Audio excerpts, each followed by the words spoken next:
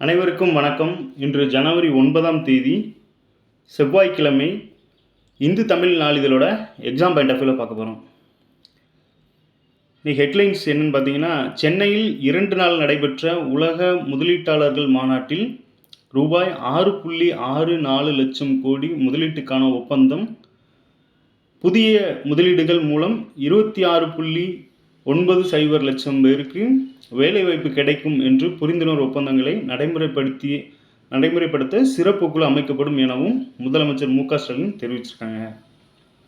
இதில் நமக்கு வழக்கம் போல் எக்ஸாம் பாயிண்ட் ஆஃப் வியூவில் என்ன சொல்லியிருக்காங்க அப்படின்னு பார்த்தீங்கன்னா, இந்த தமிழகம் எதை இலக்கை கொண்டு செயல்பட்டு இருக்குன்னு பார்த்தீங்கன்னா, 2030ஆம் ஆண்டு $1 trillion அமெரிக்க டாலர் பொருளாதாரத்தை இலக்காக கொண்டு செயல்பட்டு இருக்கு அப்படிங்கிறத மறுபடியும் நமக்கு ரீகால் பண்ணியிருக்காங்க. ஸோ அதை தெரிஞ்சுக்கோங்க. 2030ங்கிறது $1 trillion அமெரிக்கன் டாலரை இலக்காக வச்சு தமிழக அரசு செயல்பட்டு இருக்கு அப்படிங்கிறத இன்னைக்கு நியூஸ்லேயும் மென்ஷன் பண்ணியிருக்காங்க.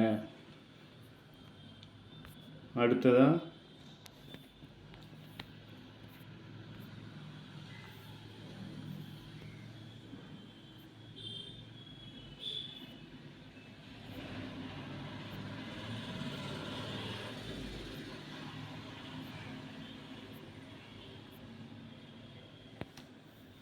பொது அறிவில் பார்த்தோம்னா,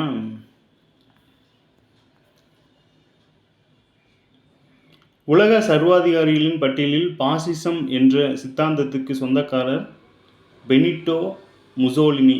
இவர் 1919இல் இத்தாலிய பாசிஸ்ட் கட்சியை தொடங்கினார்.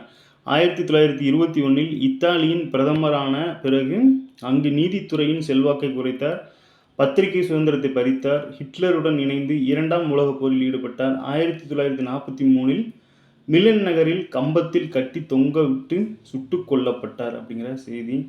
யாரை பற்றினா முசோலினிங்கிறவரை பற்றி பொது அறிவில் எனக்கு கொடுத்துருக்காங்க.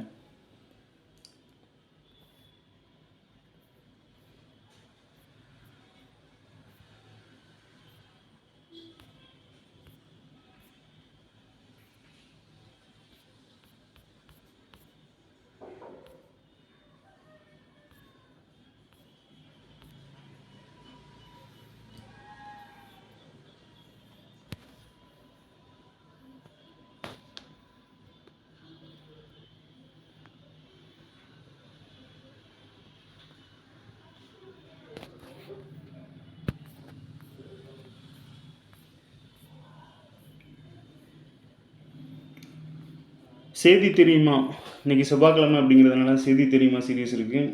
தமிழ்நாடு அரசின் தீயணைப்புத்துறை துணை இயக்குனர் என் பிரியாவுக்கு முதல் முறையாக மாநில அரசு அல்லாத குடிமைப் பணிகள் ஒதுக்கீட்டில் IAS அந்தஸ்து மத்திய அரசு வழங்கியிருக்கு.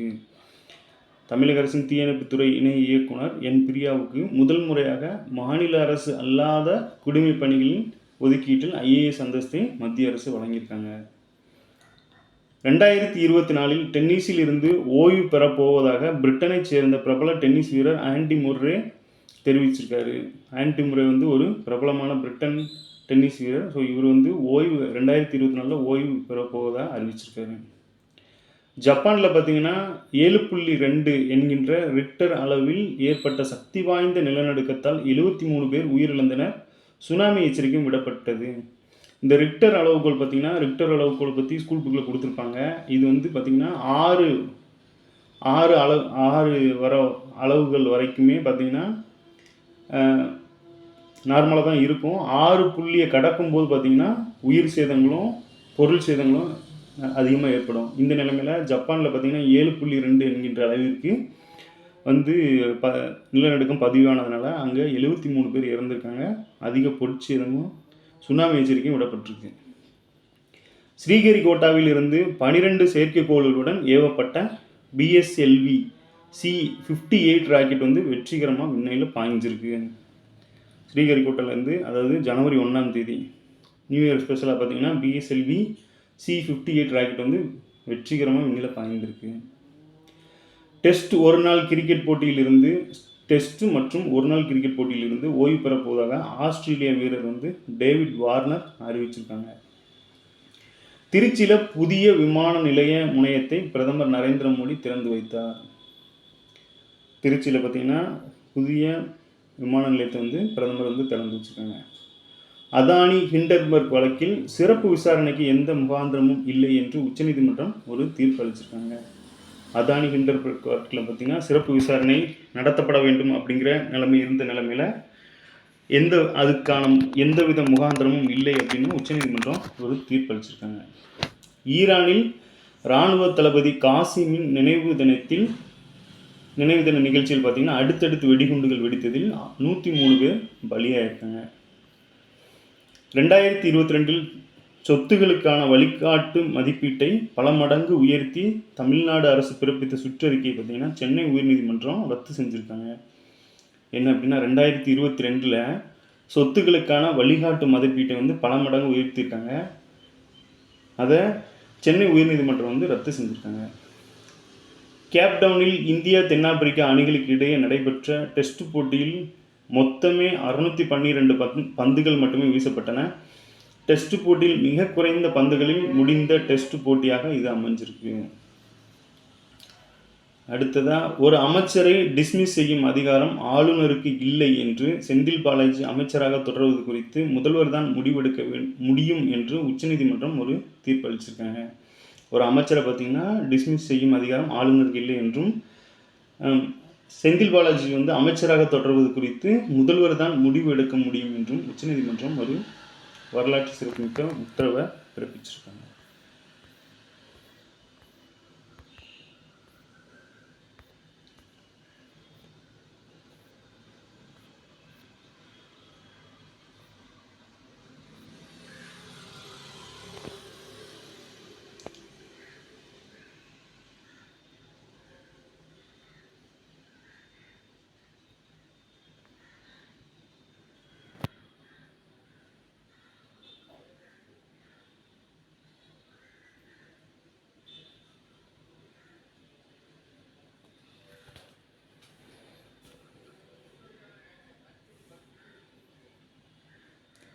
வங்கதேச பொதுத் தேர்தலில் வெற்றி, 5வது முறையாக பிரதமர் ஆகிறார் ஷேக் ஹசீனா அப்படிங்கிறது செய்தி.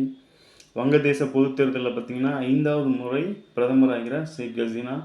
அவங்களோட கட்சி என்னன்னு பார்த்திங்கன்னா அவாமி லீக் கட்சி.